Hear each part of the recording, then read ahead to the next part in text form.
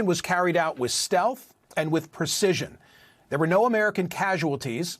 And while Congress is divided after receiving briefings on the extent of the damage, I'm sure that we've derailed Iran's nuclear program, at least temporarily. And there's some valuable deterrent effect for America's adversaries who witnessed last week's exercise. Then, last Tuesday, President Trump left the White House en route to Europe. At the time, there was a question as to whether Israel and Iran would honor a ceasefire. That caused the president to offer the most unfiltered, non-controversial, direct words that I can recall anybody ever saying about the Middle East. We basically have two countries that have been fighting so long and so hard that they don't know what the they're doing. Do you understand that? Cut to The Hague, where he arrived for NATO meetings and was able to wrangle an agreement from our allies to more than double their defense spending target from 2% of gross domestic product to 5% by 2035. Also, while at NATO, in a press availability, he did something rare for Trump and I found rewarding. He showed empathy. It came in an exchange with a Ukrainian journalist who said that her husband was a soldier. She asked whether the U.S. would supply her country with Patriot missiles.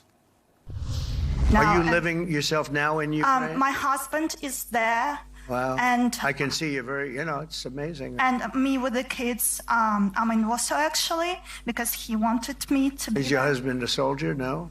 He's there now? They do want to have the anti-missile missiles, okay, as they call them, the Patriots.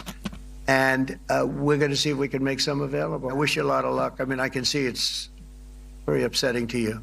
So say hello to your husband, okay?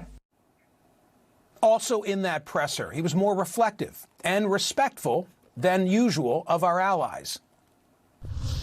They want to protect their country, and they need the United States. And without the United States, it's not going to be the same. And I left here differently. I left here saying that these people really love their countries. It's not a ripoff, and we're here to help them protect their country. Back at home, Trump claimed that he's reached a trade deal with China and soon expects the same with India.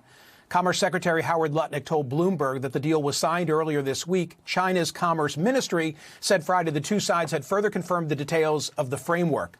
Of course, Trump's initial imposition of tariffs wreaked havoc on American markets back in the spring. But now the markets have rebounded and grown. The S&P 500, NASDAQ hit record highs just yesterday. And it's not just the stock market. Inflation, the great economic fear of recent times, seems to be tamed. The rate is now reported at 2.4%, down from a high of 7% just 4 years ago. Meanwhile, blue-collar workers have seen real wage growth of 1.7% in Trump's first 5 months. This is the largest such increase in nearly 3 generations. Notwithstanding its impact on our national debt, there's also hope among some that Trump's big, beautiful bill will give further financial relief to blue-collar workers, as well as create incentives to build more factories in the U.S. Some already see this happening. For instance, General Electric has just announced that it'll invest almost $500 million in moving production of washing machines from China to Kentucky. And then there's the border. Crossings have slowed to a trickle. According to CBP's May update, Southwest border encounters have fallen to about 282 a day, a drop of 93% from last year and the lowest since the early 1960s. Perhaps the loudest cheering for those border numbers is coming from America's Latino community, which might initially sound counterintuitive. On Thursday, Pew Research released an enormous data analysis of the 2024 election, which contained several surprises. High on that list, President Trump won a bigger percentage of the Latino vote than previously believed. Hillary Clinton had a 38% lead over Trump among Hispanics in 2016. Joe Biden beat Trump in this demo by 25 percentage points.